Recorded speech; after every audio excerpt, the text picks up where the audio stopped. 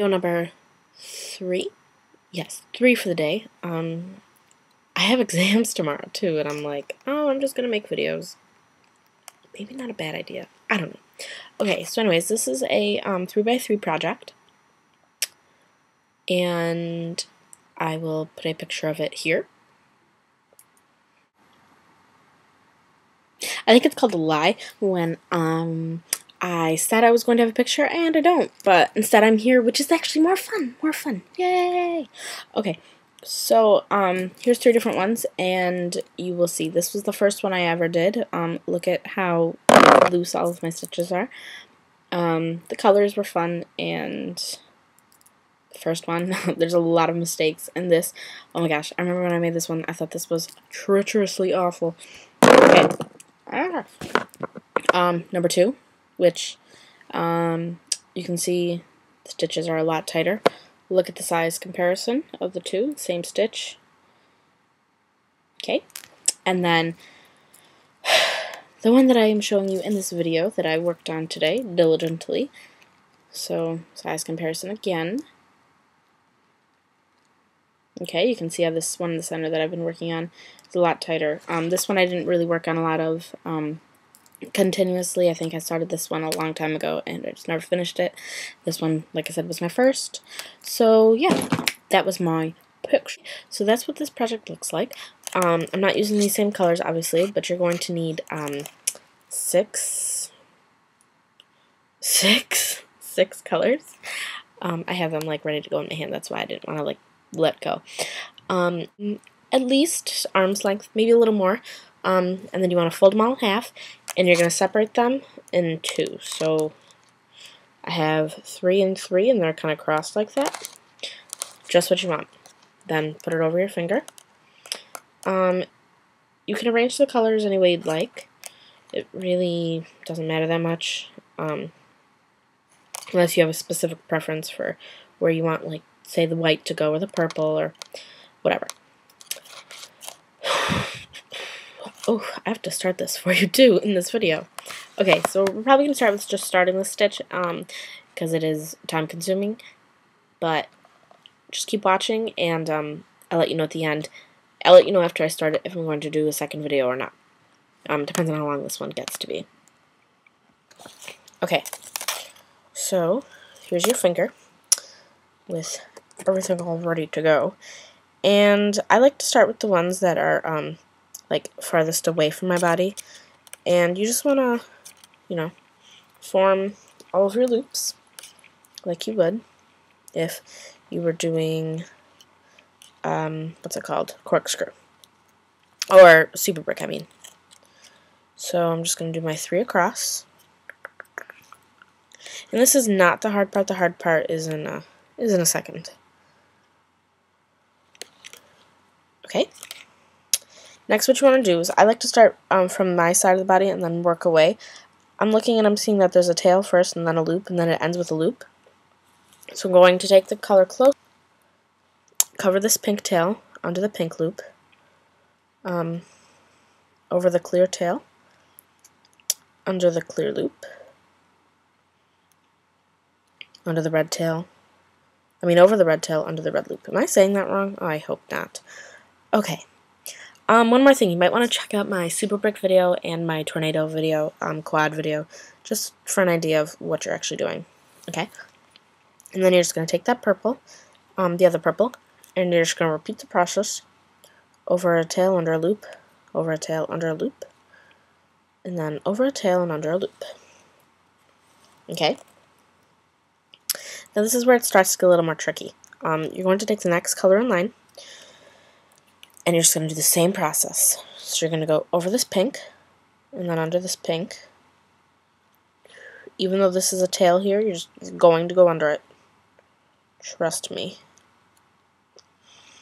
And then over the clear one, under the second clear one, and then over the red, under the red. Now basically, if you haven't learned by now, you're always going to go over the color before you go under it. So that might help you a little bit in that sense. You're always going to go over a color first before you go under it. So this white one that matches with this one, I'm going to go over the red, under the red, over the clear, under the clear, over the pink, under the pink. And that wasn't that hard. And now for the last one, which is the black one. This one is the trickiest to do. And you're just going to go over the pink and under the pink, over the silver, under the silver, clear, silverishness, and then over the red, under that red. Okay? Now when you pull that one through, it's going to just kind of like sink under these, and you're going to have your loops that are like really hidden. So what you want to do is you want to like pull out your loops. So reach in and pull out the loop that you know you're going to be using next. So I pulled out the pink one, the clear one, and now the red one. I'm just going to find that black. And I'm going to go through all of those loops.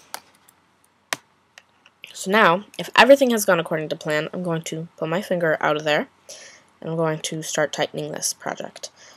You don't want to pull too tight because it will kind of mess it up, so just pull it taut and firm. It doesn't need to be necessarily 100% even, but just taut and firm. That's what I like to think. Taut and firm. Okay? So, also keep in mind that as you pull and tighten, it will tighten itself up and it will square itself out. So there you go, you have one stitch. Now take your started 3x3 and you're going to do a stitch.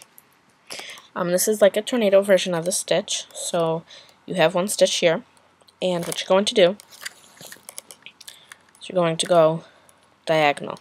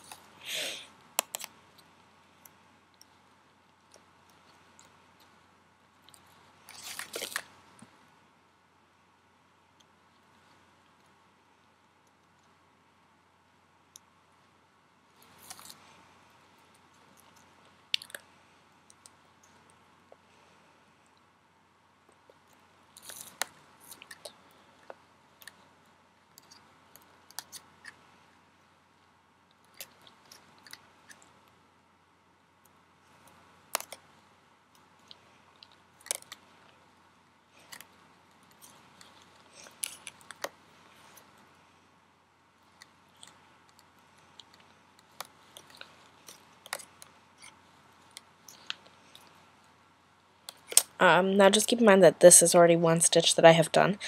2 stitches, sorry. And since I pull all of my stitches super tight, this is actually a lot thinner than my original ones were, or seemed. Sometimes, depending on how tight you pull them, they can be up to this wide. It's completely, like, personal how it comes out. So what you want to do is, I'm going to start, like, with the side away from me. I'm going to start going diagonal. Okay, so just build this up diagonally.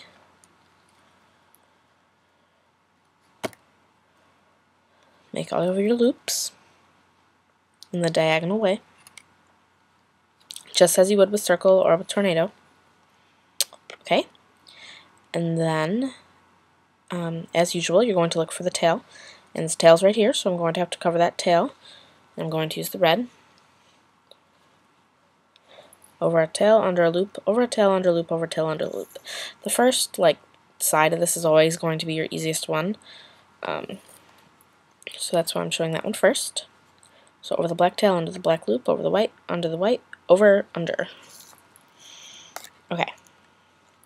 Now this next little trick that I have is to just lift all of these tails up and towards your body. Okay? So now you can see there's like gaps all in the way. You want to take the silver one and you want to lay it across those loops, okay? Then, one by one, I want you to take that purple, and you're going to go back in between where it was. Okay, same thing with the white. Back in between. Sorry about my hair. Okay, and the black, you're just going to wrap it around on the end there, because this would normally go over, and under, and that's a loop there, so it's under. Okay? Then you're going to take the silver one, and see all these loops that are sticking up here? You're going to go all through those.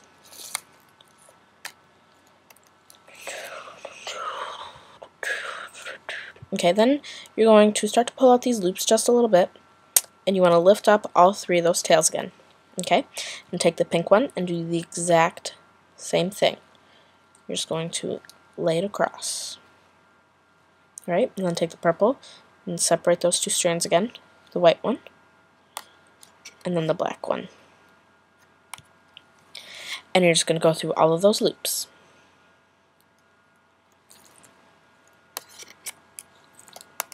Okay? So now you can pull it all tight. And if this is your second stitch, you want to pull this as tight as you can. And it'll really pull up. It'll really make your shape come out nice. I like to pull 3, and then 3, and then 3, and then 3. And then sometimes once I get into more, you see there's like these little bumps here. I'm going to individually pull that one strand until I feel that bump flatten out. So there's a bump in here too. Pull that one and feel it flatten. And the red. Oh no! And this is exactly what I didn't want to happen, this little twist here. So since I'm a perfectionist, I'm going to pull that out and fix it. That was a cute face. I am like severe perfectionist. And it's my third stitch. I mean, come on. This is close to what the pineapple stitch is. That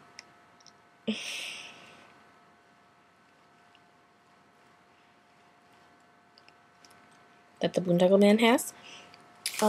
It's not, obviously, the pineapple stitch because he uses more strands, and his is not, even like his pineapple stitch isn't as tight as mine. I just like to think I'm the best at Boondoggle. But I guess for girls I'm the best, and for guys he's the best. And in the Olympics, that's how it would be. It would be different.